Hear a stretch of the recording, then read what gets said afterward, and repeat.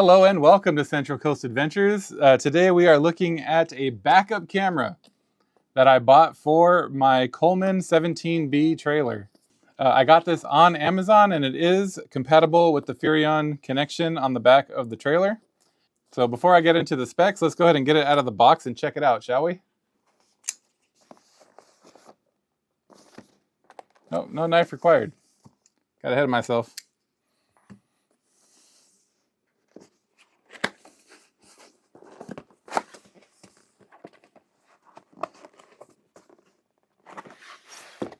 There we go. So straight away we have a user guide, installation and operations manual, and there's the camera itself.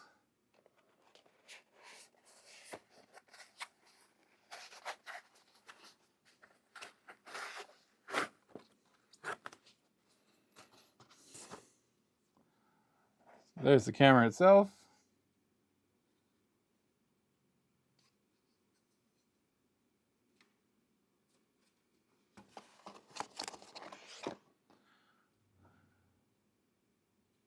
We have what looks to be some kind of rubber gasket or pad. Yep, looks like it sits, probably goes between the camera and the mount for weatherproofing, if I had to guess. This looks like the screen. There's the screen.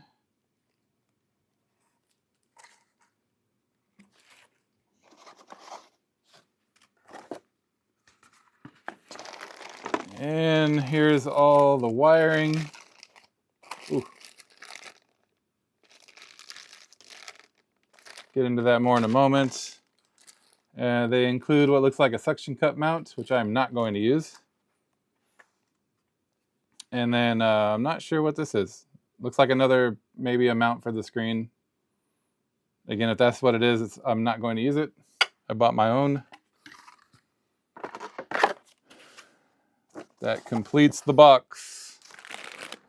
All right, let's get into this accessory bag here, see what we have.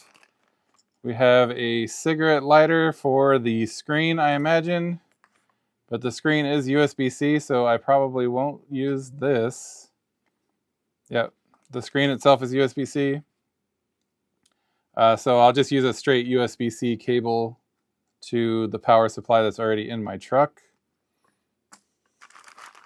And we have some wiring.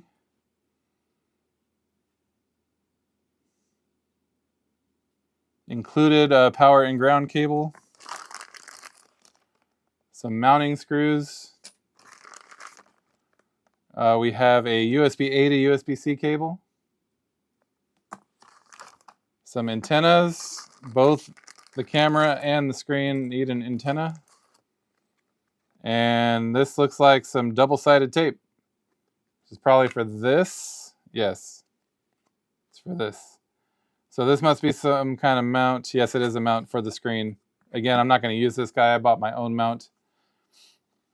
So this is not necessary for me, but it just so you know, it does come with a mount.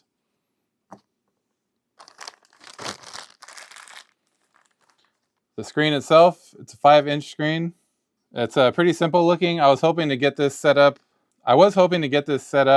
On my bench here to test it out first, but it looks like it only has the Furrion power supply. It doesn't have any other way to power the camera itself, so I'm gonna have to mount it to the trailer to test it out. I don't like that, but anyways, let's go ahead and get into the specs of the thing.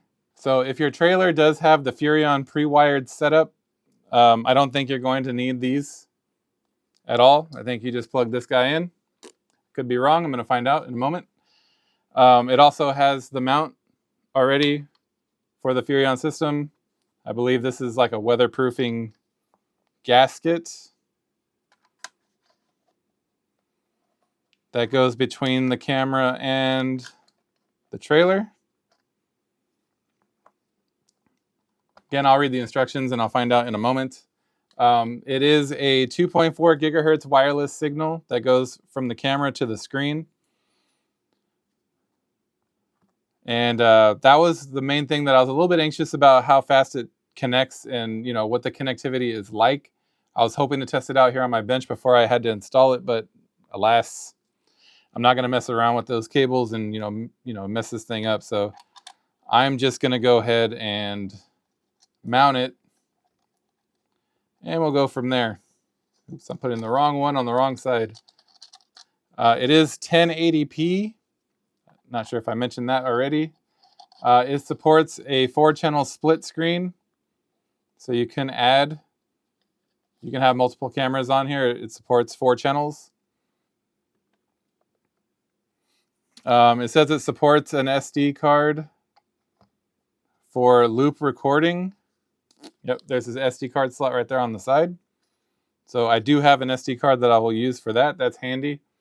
Night vision equipped, so you can see the little lights around the lens there. So that is night vision capable. Of course, it is IP69 waterproof because, it mounts to the back of your trailer. Of course it is.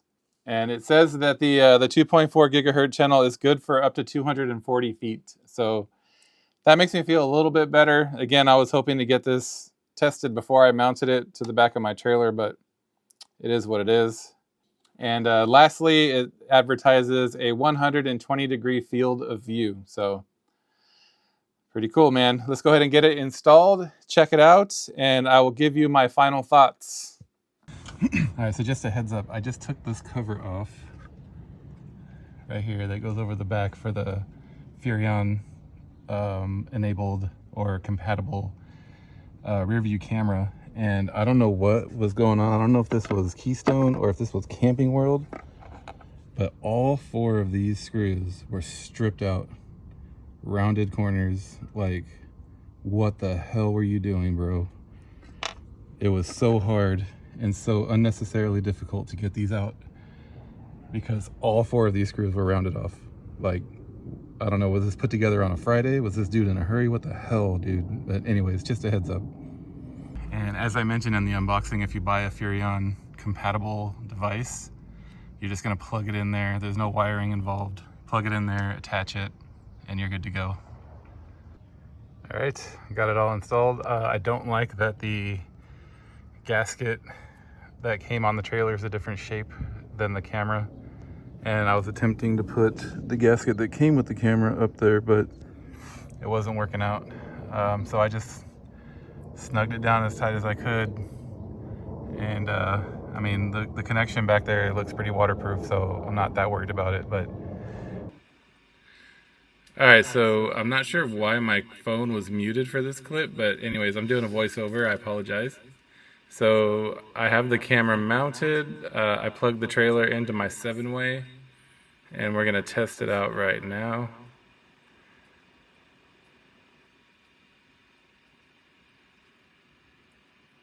So there you go. Nice, nice picture. Nice, good field of view. Nice, clear image. I'm really happy with the way it looks.